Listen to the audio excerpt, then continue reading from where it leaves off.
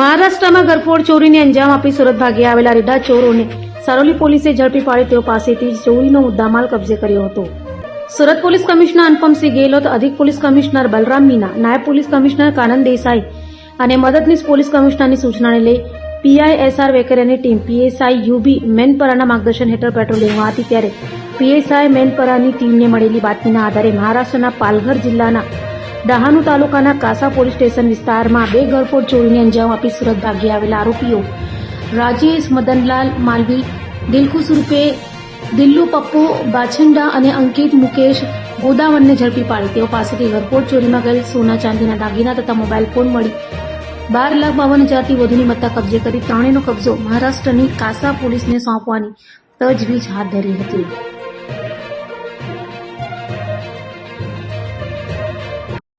Saroli police station વિસ્તારમાં નિયન checkpost આવેલી છે. ગઈ તારીખ 16 માર્ચના રોજ જે રેગ્યુલર અમારું નિયન ચેકપોસ્ટ વાહન ચેકિંગ ચાલે છે એ વાહન ચેકિંગ દરમિયાન અમને એક શંકાસ્પદ મુવમેન્ટ જણાઈ અને અમારી પાસે લોકલ ઇન્ફોર્મેશન પણ હતી કે આમાં મહારાષ્ટ્રથી અને વાપી વલસાડથી જે ચોરી કરનાર ગેંગ છે એ લોકો આ પ્રકારની કોઈ લક્ઝરીમાં બેસી અને આવી રહ્યા છે. એટલે અમારું જે સઘન વાહન ચેકિંગ ચાલતું હતું એ દરમિયાન આ લોકોને ખ્યાલ આવી જતા પાછળની લક્ઝરીમાંથી આ લોકો કૂદીને ત્યાંથી ભાગવાનો પ્રયત્ન કરતા પોલીસે ઇમિડિયેટલી એ લોકોને પકડી લીધેલા હતા.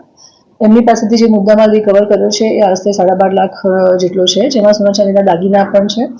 અને ઇન્ટ્રોગેશન દરમિયાન ખબર પડી છે કે મહારાષ્ટ્ર રાજ્યના જે પાલઘર જિલ્લો છે ત્યાંનું ડહાણુ તાલુકાના કાસા પોલીસ સ્ટેશન વિસ્તારમાં 2 ફરિયાદ દાખલ થઈ છે ગરફોડની.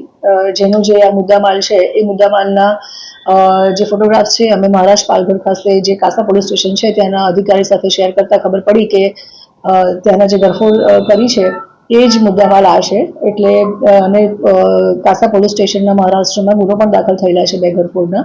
એના આધારે આ ત્રણેય જે આરોપી છે જેનું નામ છે રાજેશ મદનલાલ માલવી, જેની ઉંમર છે 29 વર્ષ, જે મજૂરી કામ કરે છે, જે ગામ ચડોલી, તાલુકો નીમચ અને મધ્યપ્રદેશનો રહેવાસી છે. બીજો આરોપી છે દિલખુશ ઉર્ફે દિલ્લુ પપ્પુ બાછડા કર્માવત, જેની ઉંમર 23 વર્ષ છે, જે મજૂરી કામ કરે છે અને જે પીપલિયા રૂડી રાવજી થાના મનાસા મધ્યપ્રદેશમાં રહે છે. ત્રીજો આરોપી છે જે અંકિત મુકેશભાઈ ગોદાવન, જેની ઉંમર 25 વર્ષ છે, જે મજૂરી કામ કરે છે અને જે ગામ સડોલી થાના નિમચ મધ્યપ્રદેશમાં રહે છે. આ ત્રણેયનો ગુનાહિત ઇતિહાસ અમે ICGS પોર્ટલમાં ચેક કરતા આ ત્રણેયનો ગુનાહિત ઇતિહાસ પણ અમને મળી આવેલ છે. જેમાં જે મેઇન રાજેશ અને જે બીજો આરોપી છે દિલખુશ, એ બંને જણા અગાઉના ગરફોડમાં પણ પકડાયેલા છે. અને જે ત્રીજો આરોપી છે અંકિત, એ પણ તેમાંથી જે અંકિત છે એ પણ આગળના પોક્સોના ગુનામાં પકડાયેલો છે. સો જે અત્યારે આપણે ટેકનોલોજીનો યુઝ કરી રહ્યા છે ડિપાર્ટમેન્ટમાં, એમાં પણ ICGS પોર્ટલમાંથી અમને એમનો આગળનો ગુનાહિત ઇતિહાસ મળેલો છે, જેના આધારે અમે આ લોકોને અટક કરેલી છે. મુદ્દામાલ પણ અમે રિકવર કર્યો છે. અને નિયન ચેકપોસ્ટ જે સારોલી પોલીસ સ્ટેશનમાં લાગે છે ત્યાંના જે પીઆઈ છે સંદીપ વેકરિયા, ત્યાંના જે અમારો સર્વેલન્સનો સ્ટાફ છે પીએસઆઈ ધનંજય, સર્વેલન્સ પીએસઆઈ મેદપરા છે. બીજા અમારો ત્યાં જે રેગ્યુલર નિયન ચેકપોસ્ટ ઉપર ચાલે છે વાહન ચેકિંગ, એમાં જે એમની શિફ્ટ હતી એ વિપુલસિંહ અને વિલેશભાઈએ બહુ જ એલર્ટનેસ બતાવી અને વાહન ચેકિંગ દરમિયાન આ સરસ ડિટેક્શન અમારું થયેલું છે. જે સંદર્ભે અમે ત્યાં જે થાના છે કાસા થાના, ત્યાં પણ આ માહિતી શેર કરી છે અને આરોપીને પણ અમે હેન્ડઓવર કરીશું. ચોરી કરીને ગુજરવાનો પ્લાન શું હતો? ચોરી કરી અને એ લોકો જે ટ્રાન્સપોર્ટેશન માટે થઈને જે ટ્રાવેલ્સમાં બેસી અને સુરતમાં આવ્યા હતા અને ફરી પાછી બીજી બસ ચેન્જ કરીને મધ્યપ્રદેશ જવાના હતા.